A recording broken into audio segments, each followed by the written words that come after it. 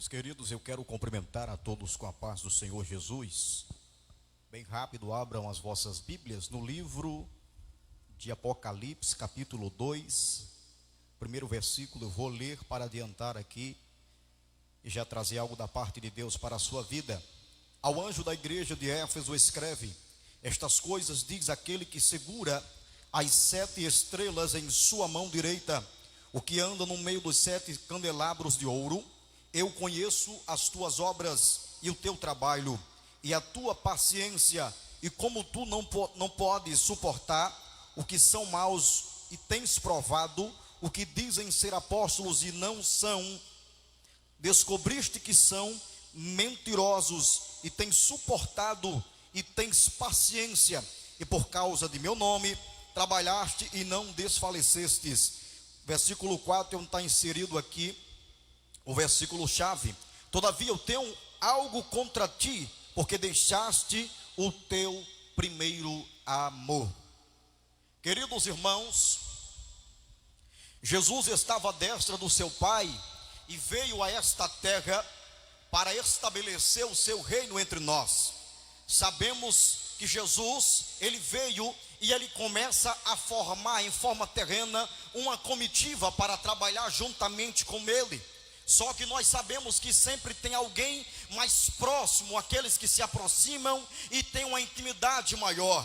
Jesus, ele separa 12 discípulos, 12 apóstolos, para darem continuidade ao seu ministério, que seria muito curto. Dentre os 12, ele tem 3 que é mais chegado a ele, e dentre os 3, ele tem um que é mais íntimo, chamado João. Nós sabemos que tem 3 livros sinóticos na Bíblia Sagrada, 3 livros que relacionam as cenas, os relatos do ministério de Jesus. Mas por que não dizer que o livro do Evangelho de João é o livro mais complexo e mais completo a respeito das cenas de Jesus em sua forma terrena? Porque João era aquele que era mais próximo de Jesus. João, ele era aquele que tinha uma aproximação pessoal, íntima com Jesus. E João, ele escreve e ele vai dizer que no capítulo 1, versículo 14, o verbo se fez carne e ele habitou entre nós. Jesus, ele habitou entre nós e estabeleceu, ou por que não dizer, tentou estabelecer o seu reino perfeito na terra. Hoje o reino de Jesus está sobre nós. Os discípulos começam a darem continuidade, porque Jesus, ele passou simplesmente para simplificar, ele passou, para ser preciso, 3 anos e meio do seu ministério em forma terrena, e ele teve que morrer para que hoje nós pudéssemos estar aqui. E ele morreu, mas ao 3º dia ele ressuscitou, e ele passa 40 dias com os discípulos em forma terrena. Ele passa instruindo, dando as últimas instruções, e no capítulo 1, versículo 8 de Atos, ele estava se despedindo dos seus discípulos pós 40 dias, e a o anjo começam a falar, porque pessoas estão olhando para cima e estão vendo Jesus subindo a ascensão aos céus, e Jesus, um anjo vai dizer: o que é que vocês estão olhando com esses olhos atônitos? Este mesmo que está subindo, um dia vai descer para buscar a sua igreja. Ele vai vir buscar a sua igreja, e nós sabemos que na sua forma terrena, pós a ressurreição, Jesus, ele vai dar instrução para Pedro, ele vai dar autoridade para Pedro, e Pedro agora está sendo instruído pelo Senhor. Jesus faz algumas interrogações a Pedro, devido ter tido problemas lá atrás, devido à falta de confiança que Pedro traçou para Jesus. Mas Jesus agora está com a chave da igreja, simbolizando a autoridade da igreja. Só que Pedro, ele vai se resumir à igreja que está em Israel,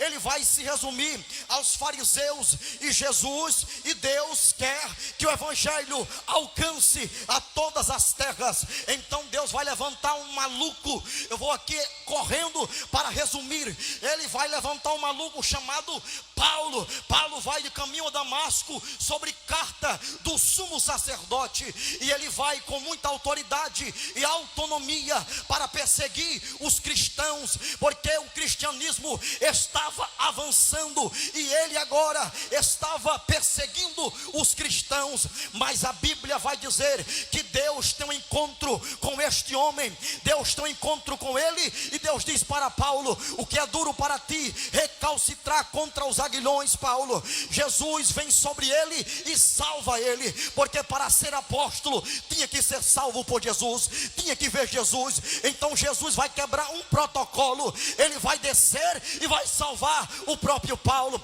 e Paulo vai começar a pregar a mensagem do evangelho. Paulo começa a anunciar, depois de algum tempo da sua aceitação a Jesus, ao cristianismo, ele começa a pregar a palavra de Deus, ele começa a pregar com muito entusiasmo, com muita autoridade, ao ponto de fazer uma viagem missionária, segunda e terceira viagem missionária. Na sua terceira viagem missionária, Paulo ele vai se apresentar à igreja de Éfeso, ele vai apresentar-se a essa igreja que tinha aproximadamente 300 mil habitantes, era praticamente a capital da Ásia naquela época. Ele vai se relacionar com esta igreja, e ele vai no ano 52 após Cristo, ele vai até aquela cidade, e ele passa 3 anos instruindo aquela cidade, pregando a luz do evangelho, pregando a palavra de Deus,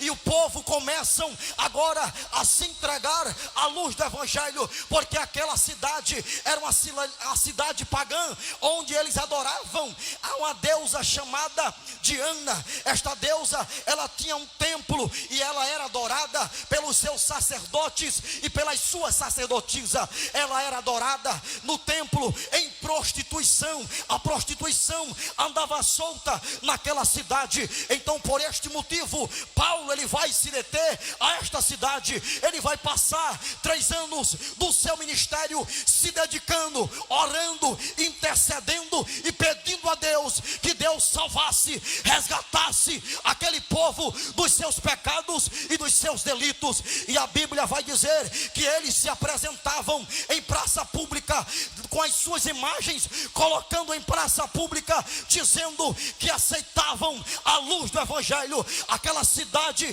foi revolucionada pela luz do evangelho, porque ali tinha um homem de Deus que estava pregando a palavra do Senhor. Mas a Bíblia vai dizer que no ano 82, eu estou correndo, houve um contratempo com aquela cidade. O tempo foi se passando e eles começaram a esfriar. Aleluias. O tempo foi passando e a igreja começou a esfriar. É o que vai acontecer no ano 82. Paulo já tinha saído daquela cidade. Paulo colocou Timóteo ali, e por consequência João que escreveu o evangelho, as 3 cartas, e recebeu da parte de Deus a revelação escatológica, que é o livro do Apocalipse. Aleluias.